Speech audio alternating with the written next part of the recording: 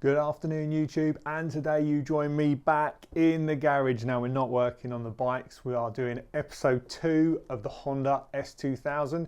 If you're new to the channel, my name's James Stone. If you haven't done so already, make sure you hit the subscribe button as we've got plenty of content on the bikes and the cars. But today, like I say, we're going to improve the S2000 airbox for very little money.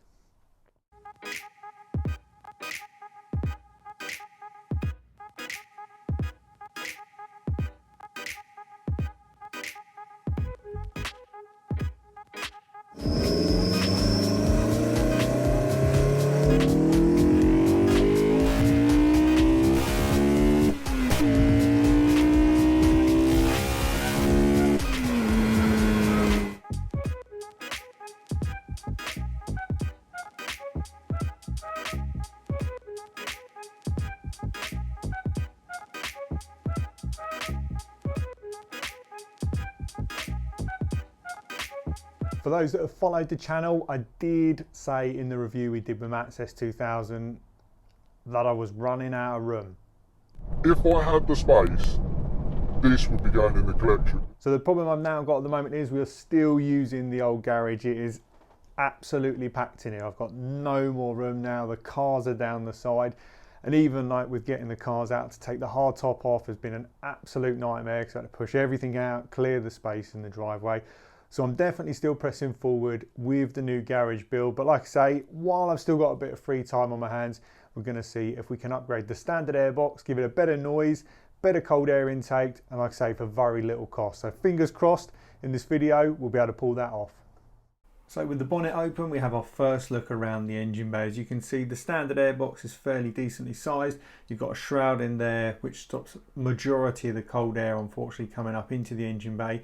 And the other problem is you're also right on top of the radiator, so I just can't see how you avoid heat soak as factory with that, especially when you're not moving. So we go through the intake elbow. Obviously you've got the intake manifold, not going to be touching any of that today. It is literally just modifying the OEM airbox and, like I say, creating some sort of cold air intake that's going to run up over the slam panel and then just into the standard airbox and hopefully sort of shield it from that heat soak off the top of the radiator. Next, to get the project underway, we just need to undo the 6 clips holding the airbox lid cover on. Now it's pretty straightforward, like I say, just ping these off and then you'll be greeted by the air filter and the inner airbox assembly. This, like I said in the first video, is how I ran the car for the weekend. It gives you plenty of intake noise, but it just hammers it for heat soak, so it's certainly not ideal. Even on a cold day, you're not really going to get any fresh cold air coming into that. So this is what we're going to try and improve now without actually obviously compromising heat soak, but also just allowing for some decent VTEC intake noise, because that for me is what the Honda S2000 is all about.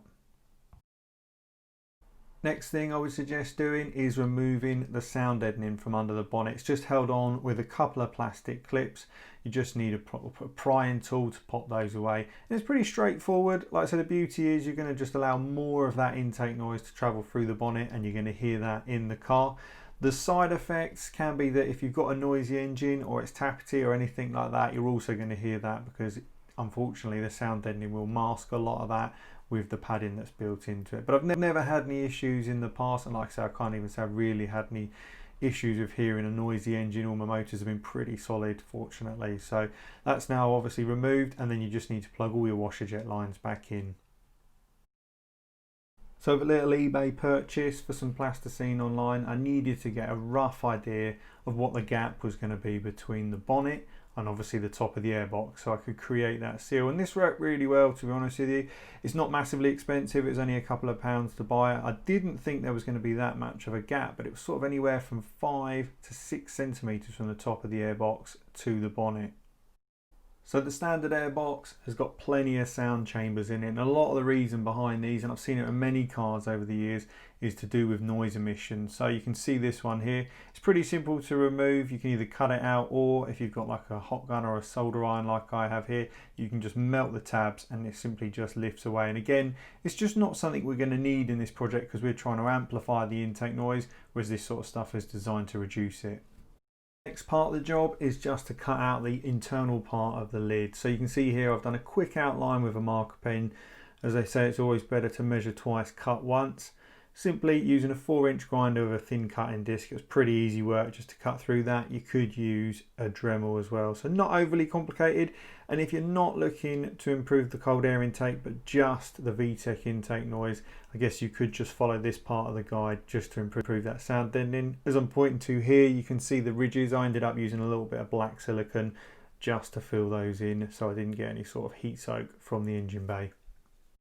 To complete the seal, I used some neoprene single adhesive sided strip. Now this was only 10mm by 10mm wide.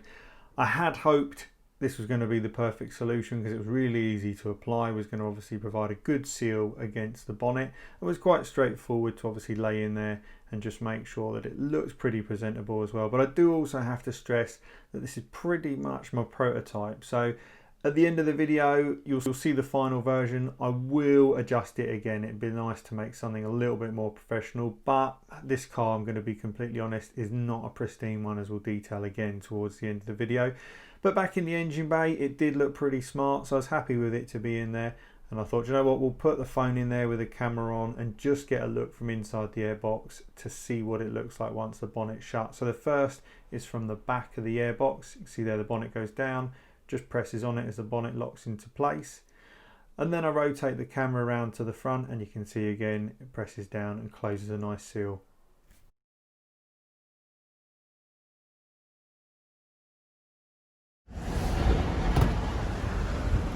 Ah, bollocks.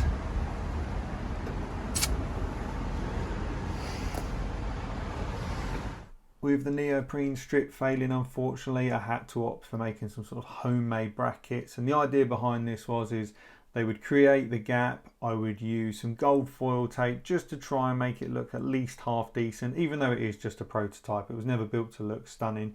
It is just to see if it works. But ultimately, using the strip, a bit of the gold tape, here's a shot of it while it was being applied before I trimmed it all up, and then I just used some rubber grommet strip on the top. And now the rubber grommet strip, or like what you'd find on a door seal, is ideal. Again, there's about 25mm worth of flex in there, so it's still again complies with a nice tight airbox seal. Next, it is on to the new cold air feed, something I've been wanting to do for a while, and something I noted when we was looking at Matt's airbox install.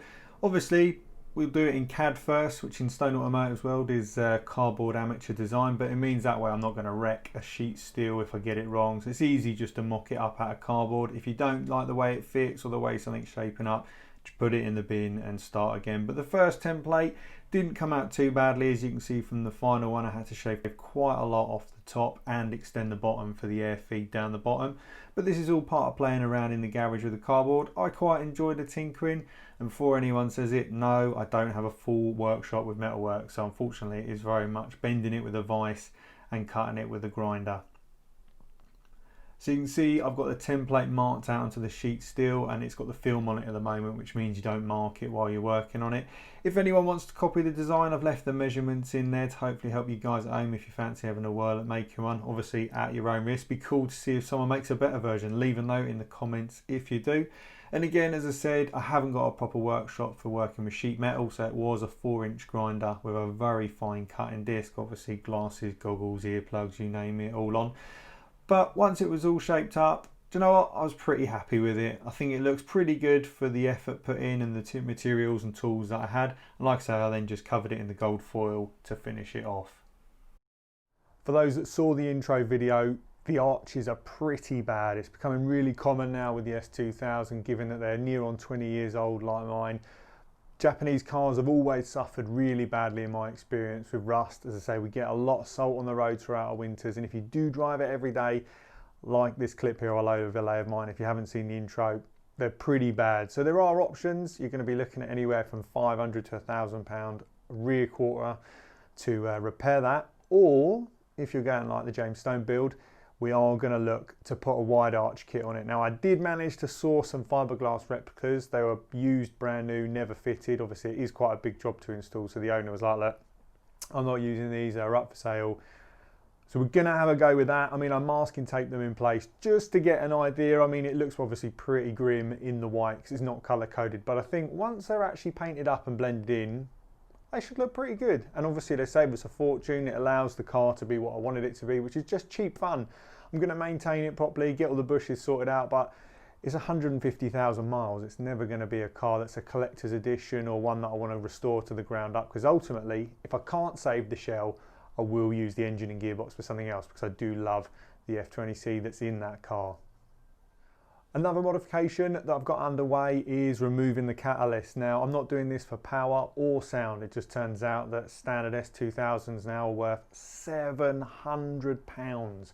So I managed to pick up a decap pipe somewhere down there. I'll overlay a shot of that, which has a few benefits. I'll get a bit more note out the exhaust, maybe a little bit more power. I haven't heard them being massively restrictive from standard. The other benefit, like I say, is a bit of weight loss. I'm going to lose around 3 or 4 kilos from the car with it being out. And like I say, it is just a straight pipe with a lambda sensor spacer on it. I picked it up used, £30. So really cheap upgrade. I've been paid for the cat before those are going, oh, you'll never get that. I have been paid £700 for it. So that's gone, money back in towards the project. And like I say, the idea is we've got seats, harnesses, bushes, all the servicing to do. So I'm sure it's going to add up quickly. So a little saving back there was nice. The hard top is also off now, so for those that have seen on Instagram, it had a good condition hard top on it. I've got no use for it as per the first video.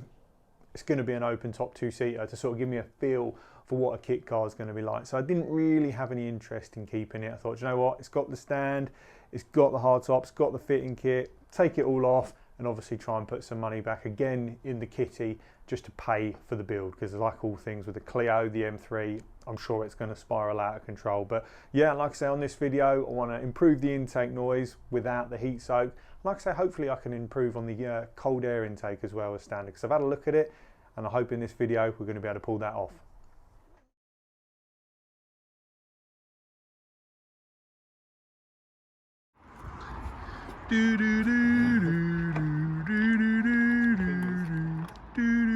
Dread. Can I do it with my head then? Oh, I think it just broke. Oh, we got a flappy bit on the other side. Oh dear. Storage compartment.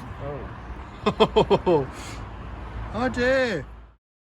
The final bit for this video, I got the DA out to see if I could get rid of a bird poo mark. Eased it off, but like the rest of this car, she's just never going to be a show and shine, unfortunately.